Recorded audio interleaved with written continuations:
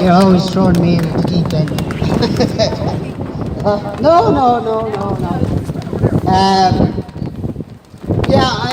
It seems that I missed the fun yesterday, and I'm quite disappointed in that. But somebody tells me there's some of our Bolshevik friends are on the way, so perhaps it'll get interesting later on.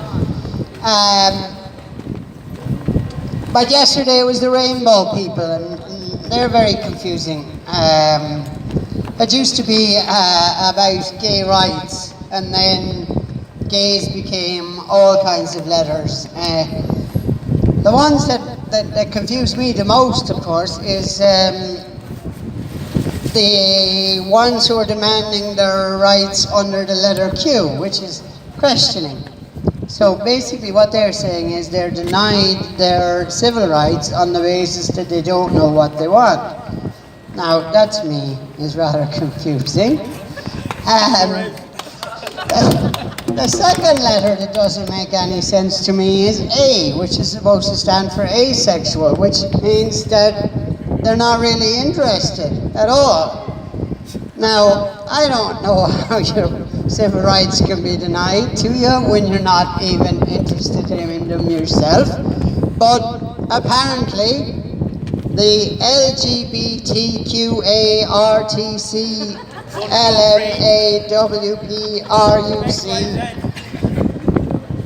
have decided to take it into their heads that they are going to defend this minority community from attacks from nobody. Which is a really, really difficult thing to do. I suppose that's why the Bolsheviks aren't here yet, is they're trying to figure out how exactly you defend people from attacks that they are not actually receiving. And the same goes for the main reason we're here, is for free speech. And for the idea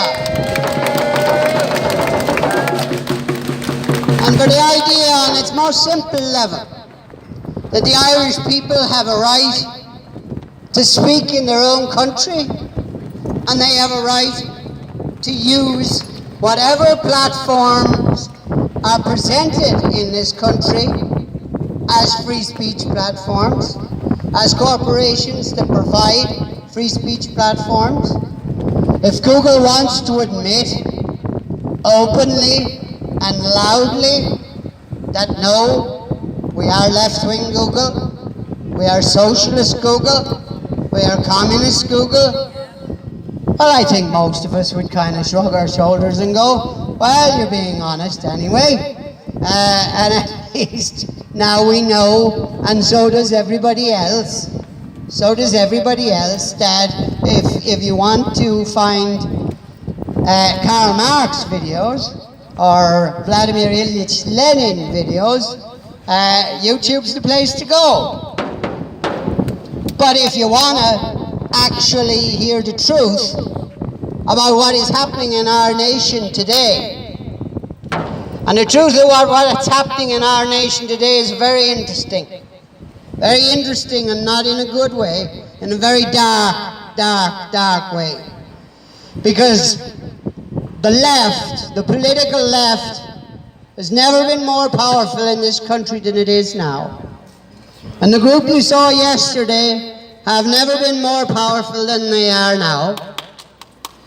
And they control the agenda as far as both government and as far as corporate interests are concerned. And only their voices and their voices alone may be heard on the internet. And all this against a backdrop where the left was supposed to defend the working class people and the poor and the underprivileged. But we have over 10,000 homeless people. And tiny homeless flags yesterday, they were rainbow ones, as I recall.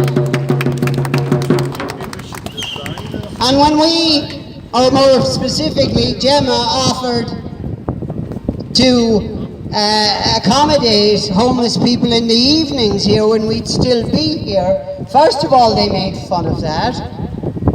And then, and I'm quite hoping she's listening, but I don't care. Maya Dunphy decided to tweet out to 36,000 and a half people that she bought a sandwich for a homeless person. How virtue signaling can you get? I, in my munificence as a celebrity, am going to buy you a ham sandwich. And not only am I going to do that, but I'm going to humiliate you by ensuring that 36,500 people get to hear about you how you couldn't afford your own ham sandwich. We need, in this country, a government. And it apparently will be a right-wing government that will take the homeless off the streets and put them back into houses. That will take young families off waiting lists. That will allow young families to be formed in the first place. That will give them back jobs. That will give them back hope. That will give them back a future. Leo Varadkar says that, oh, we need the high-tech industries like Google. They're the absolute cutting edge of the Irish economy. Well, what would we do if Google left? Well, as far as I have seen over the past week, as I have passed in and out, I've watched the staff pass in and out of Google. A lot of foreigners would go home if Google closed down. There doesn't seem to be a lot of Irish people in there, and therefore there doesn't seem to be a lot of Irish jobs at stake. They'll tell you that if foreign direct investment dried up in this country, that we would lose, anywhere up to 150,000 jobs. Well, let me offer you an unorthodox economic theory, which is this, is I don't give two damns if we lose 150,000 jobs when they're not Irish jobs in the first place.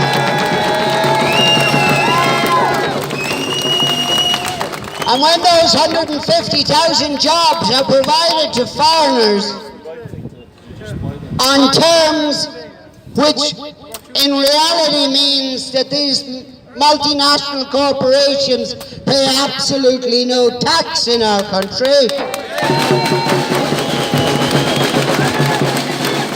then I will also offer the unorthodox theory that perhaps if you come into this country and make a profit in this country, that we are entitled at least to a fair share of the tax on those profits. But the Bolsheviks, who may be here later on, have a different view of that. They come to defend corporate America. That's what it's come to. The Marxists, Leninists, the Stalinists, the Trotskyites, all of them have come to defend corporate America, faceless corporate America, to defend profit before people, despite their own sloganeering. And they march in the streets, not on behalf of the Irish people, but on behalf of any people anywhere else in the world.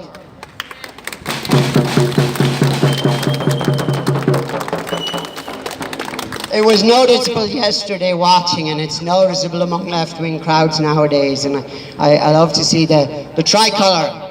The tricolour is a flag under which our patriots of 1916 took up arms, proclaimed the proclamation, and gave their lives. But across the street here yesterday, and it's becoming quite common at left-wing demonstrations, is the flag of Palestine. Now, I've nothing in particular against Palestinians. In fact, I really don't think about Palestinians at all. And I've nothing in particular against Israel either. I don't really think about Israel at all. What I am wondering, though, is why anybody in this Irish Republic would be carrying a foreign flag of either country, or indeed any country, other than the tricolour of the Irish Republic.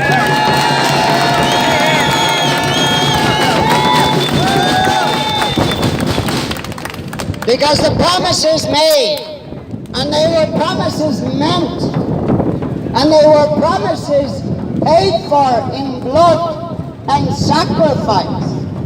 The promises made in the 1916 proclamation of the Republic have not been fulfilled. They have not been fulfilled by Fine Gael. Although in fairness to Fine Gael, they never pretended that they were going to. They were the Free State Party from the beginning. Let me offer you another unorthodox view. Those Fine Gael bastards shot Michael Collins in Ballymore.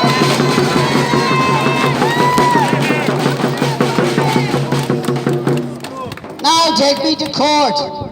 And we'll have the libel case on who shot Michael Collins at the behest of the British government.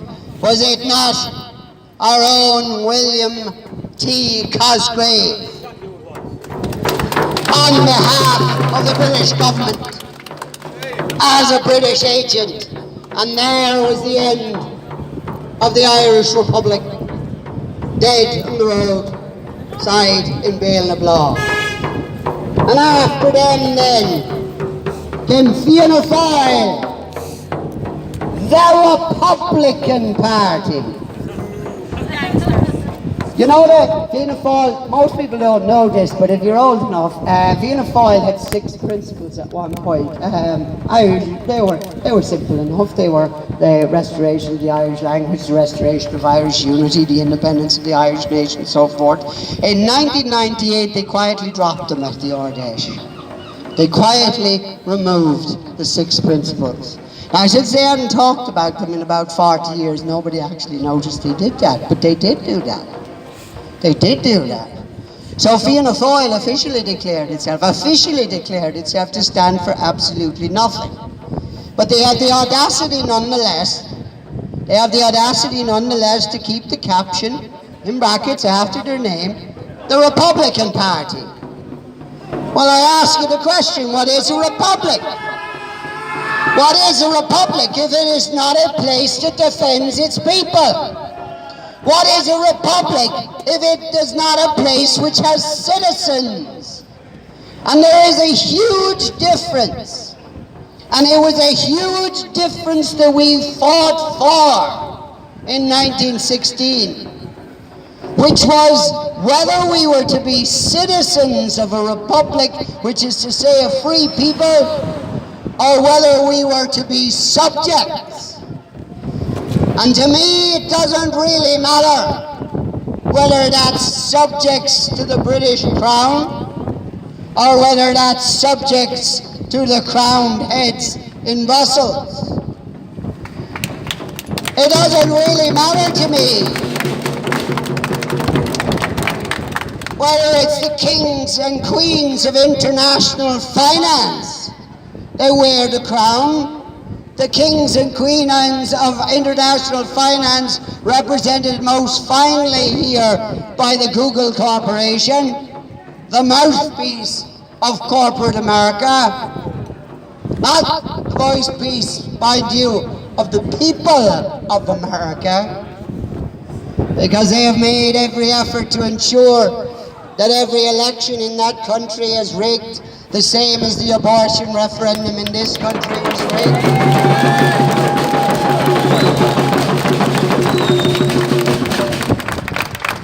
And I don't delude myself when I say that. I don't delude myself that there aren't many people in this country who did vote for legalized abortion.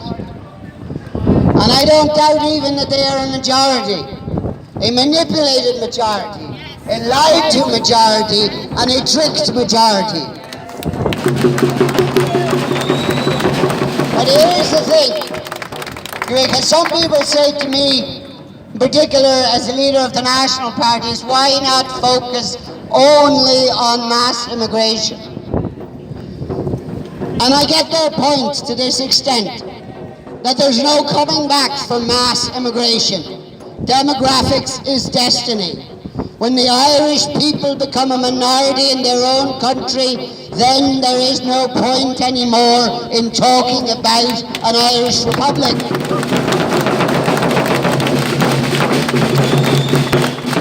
And indeed, Pearse foresaw that day itself when he spoke of the last true Gael. When he spoke of the last true Gael, when he died, that any state that would erect itself upon the island of Ireland, whatever it should call itself, would not be the historic Irish nation. But people say to me, focus on that issue, don't talk about anything else. Mass immigration is the number one issue, and I get it, I understand it. It is the number one issue in very many ways because it's the thing you cannot go back from. But I talk about LGBTQ and whatever other letters they want, and I talk about the fact that we have introduced abortion, the killing of our own children. Abort and import is a phrase that's closely connected. And I talk about the general degradation of the fact that there are 10,000 people in this country homeless. I talk about the fact that our young people are immigrating to other countries because there is hope and a future there for them that this state has not given since its foundation. And I talk about it because of this. Is a degraded nation cannot resist mass immigration. And until we find it within ourselves, until we find our own pride in being Irish, until we realize what a precious possession it is that has been handed to us by our forefathers and what we are due to hand down and obliged to hand down. For we here in this crowd, or for that matter across this city, we do not own Ireland. We do not own Ireland. We have temporary custody of a place called Ireland. Temporary custody of a nation that lasts for so many thousand years back that no one can count, and will, under our obligation, last for many thousands of years to come.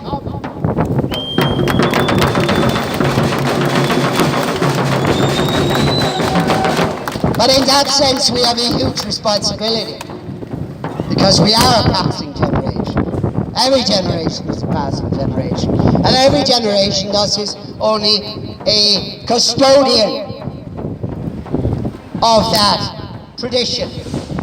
And indeed it was the cowardice of the Irish people in general and the extent to which they had debased themselves in the run-up to 1916 that led Pádraig Pearse to the idea that there must be some sign of life in Ireland. Right here outside Google headquarters, right outside the Capitol building, if you like, in Dublin, of international capitalist finance, which the left defend. Right here, we have a classic example of the need to defend the Irish people and to defend the Irish nation. And Gemma has led the lead on her YouTube channel in simply telling people the truth.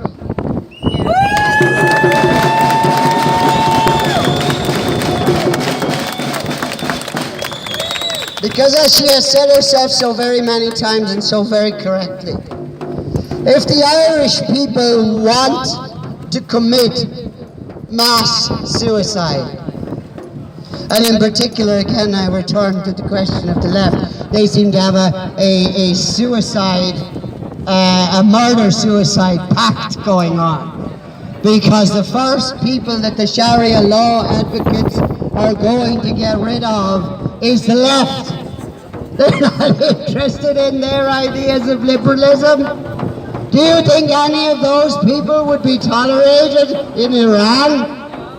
Do you think any of those people would have been tolerated in Saudi Arabia? Do you think any of their liberal values, their European values, would be acceptable in any Islamic-dominated country in the world?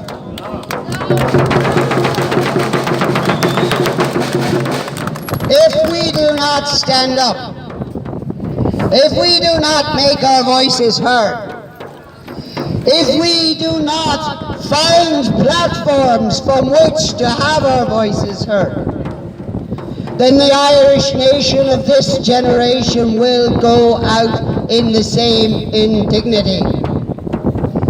Pearse used to tell a story about an old woman who used to make bullets for the Fenians. And she used to pass Dublin Castle, and there was a British soldier standing sentry at one side, and there was a British soldier standing sentry at the other side. And she was a very elderly woman at this stage, as you might imagine. This is the early 1900s, and she was making bullets for the Fenian Rebellion, so you can figure out her age from that. And she used to go to Mass every morning, and she used to stop at the first British sentry. And she used to tell him, "It's time for you to go home." And then she'd stop at the second British sentry, and she'd say, "It's time for you to go home." And on her way back from Mass, she would stop at the first British sentry and tell him, "It's time for you to go home." And she'd stop at the second sentry and tell him, "It's time for you to go home." Now, as Pearse pointed out, to a lot of people, her actions may have seemed a little ridiculous, a little absurd and a little pointless, only to be laughed at. But he said is the real people who should be laughed at are the young men and women of Ireland who pass by those two British soldiers every morning with their heads down and say nothing.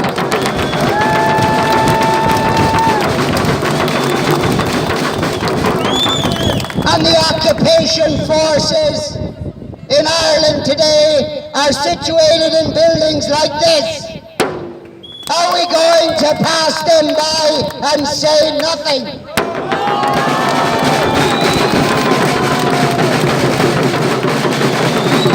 They will tell us there's no point. Their own social media, because of course those accounts get left up. Those accounts get left up, even when they include death threats, they get left up. I was informed that a threat against myself didn't constitute a real death threat because it was too vague. I don't know how you can make a vague death threat.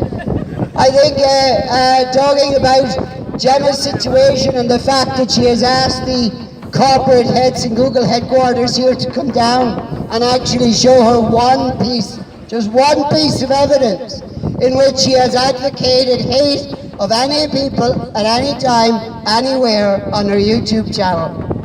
She could show them the amount of hate they have allowed to be spewed back at her.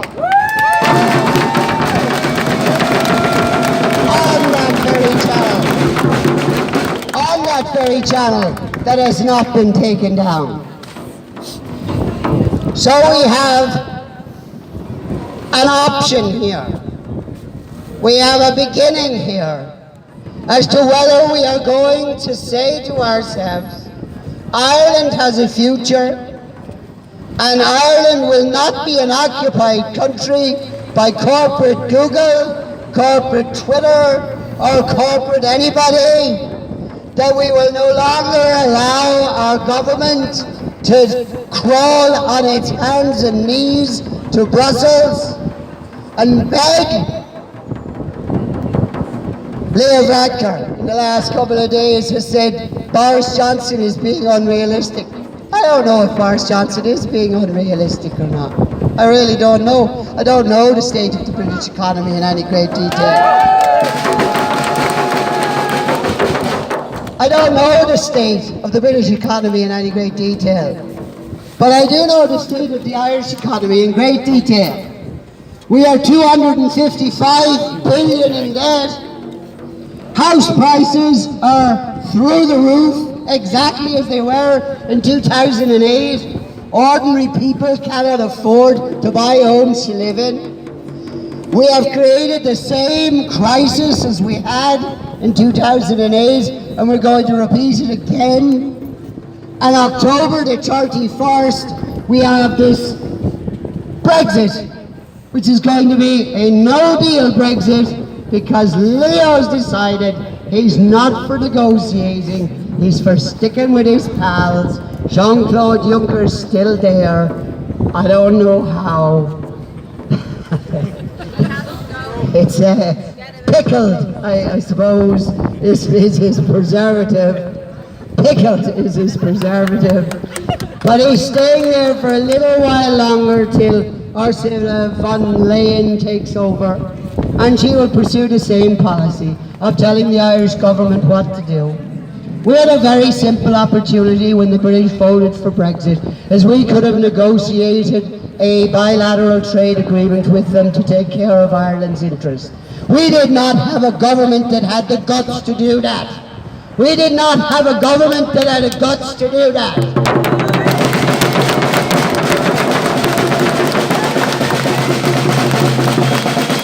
And now he is banging, excuse me for saying this, he is banging the drum of what I call gum-bean patriotism, in saying, oh, no deal Brexit will get rid of the border. It'll get rid of more than the bloody border, I can tell you that. It'll get rid of every Irish farmer. It will get rid of industry, indigenous industry in this country. It will get rid of manufacturing industry, and it will leave us with these FDI companies who don't hire Irish people and don't pay Irish taxes, as an empty, hollow shell of an economy. And that's the recovery we're supposed to keep going. October the 31st rather, is very, very soon. And the Taoiseach has no plan except to beat the drum of this gum-bean nationalism, which uses anti-British sentiment, which is dated and dangerous for us in this current climate, and he is using it to drum up support for what is European Union nationalism.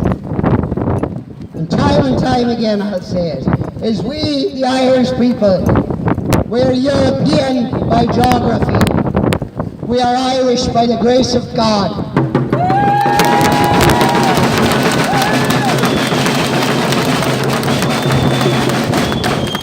The EU does not represent the Christian heritage of Europe. The EU does not represent the thousands of years of culture which have built what we call Europe. It is, as the liberals themselves would say, a social construct. And as a social construct, it can be deconstructed. And we can have an arrangement between the European nations which allow each one their own traditions, their own cultures, their own freedoms, their own parliaments, their own laws, their own ways of living, without a huge wave of third world immigrants being forced upon us for no apparent reason other than it suits them to dilute Irish nationhood. Or we can allow these people in Google to dictate what we see and hear. So we don't know until it's too late. So we don't know how many are here until it's too late. So we don't know until the call to prayer is so loud that this microphone will not overbear it.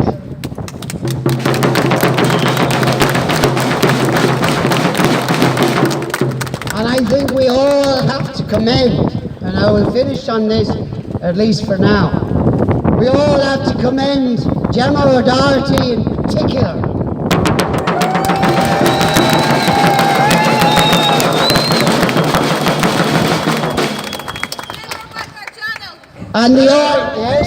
And the organisation which he has created, which is Anti-Corruption Ireland, for being at the front line of this matter. And having the courage to be at the front line of this battle when it mattered. Napoleon used to say, and some people ask me in the National Party, what am I doing here? Why am I here? Well, you can ask me here today again.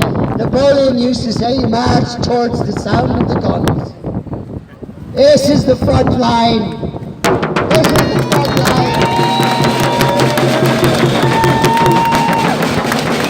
All the way from Longford, all the way from Limerick, all the way from Cork, all the way from Tipperary, all the way from Donegal, we can hear the sound of the gunfire.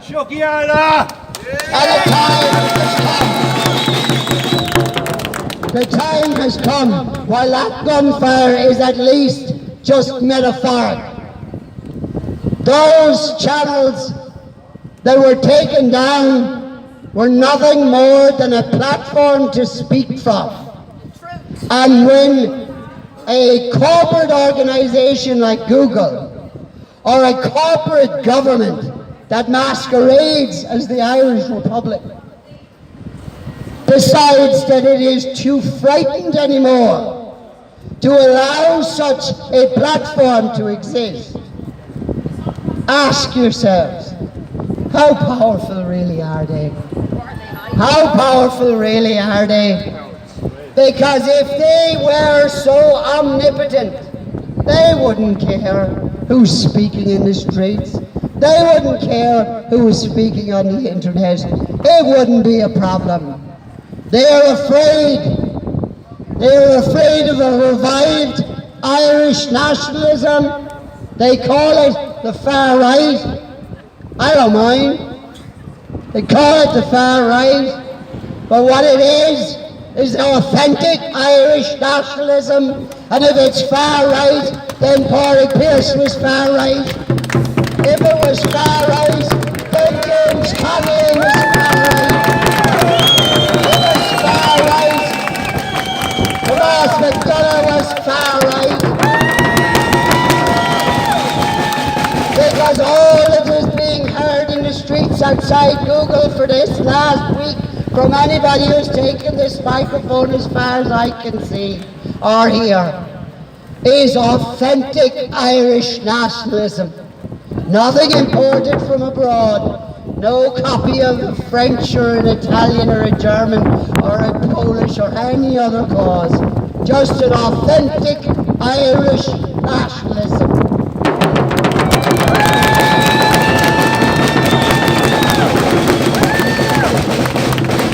Which is as old as the rocks themselves. And we shall stand. And we are unafraid to say it is time for Google to come to their senses, restore free speech, or else it's time for them to go home.